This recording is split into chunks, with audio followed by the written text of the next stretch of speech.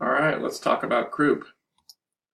So your differential diagnosis for stridor is epiglottitis, tracheitis, foreign body, retropharyngeal or peritonsillar abscess, or subglottic stenosis due to traumatic intubation, and of course croup. Predisposing conditions, so croup is one of those things that is very age-based. So typically you're going to see it in that 3 to 36 month time frame. And it's uncommon to see after 6 years of age. So if you see it outside of this age range, then you need to think about underlying causes that are causing these symptoms. We typically see it in the fall and winter.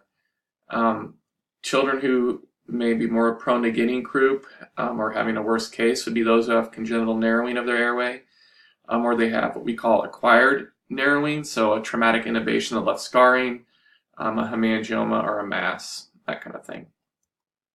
So the pathophysiology behind it is that there's inflammation of the larynx and the subglottic airway.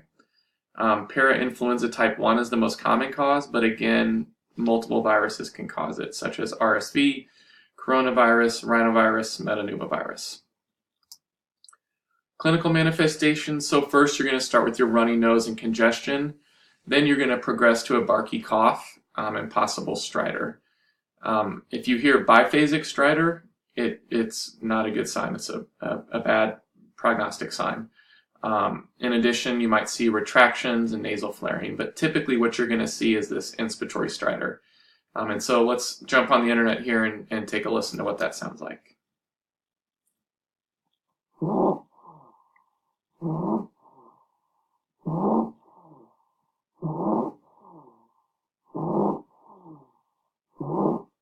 So that just gives you kind of one learning opportunity there of what stridor is.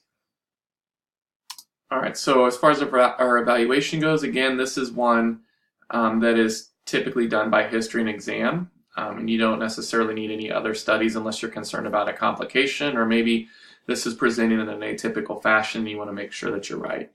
But from a if you obtain a chest x-ray, you will see a steeple sign, and then if there's some other pathology that you're worried about, you may consult ENT for a laryngoscopy. So we can see what the steeple sign looks like. And here you can see the trachea with the air column, and then it narrows up here. So that can be an indicator for croup if there's other symptoms as well.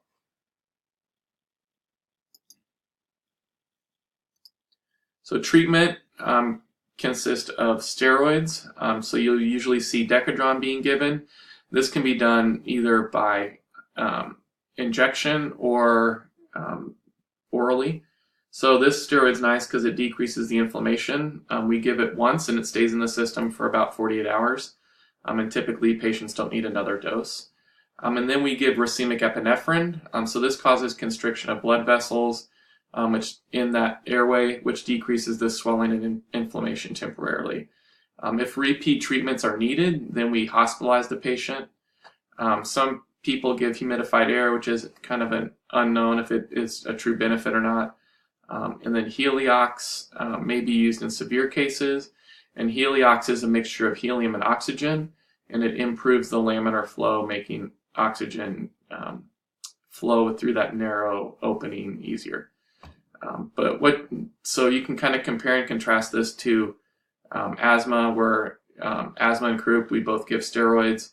And then in asthma, we use albuterol, and as the steroids take effect, we need less albuterol. And then in croup, we give Decadron as a steroid, and then as that takes effect, we need less racemic epinephrine.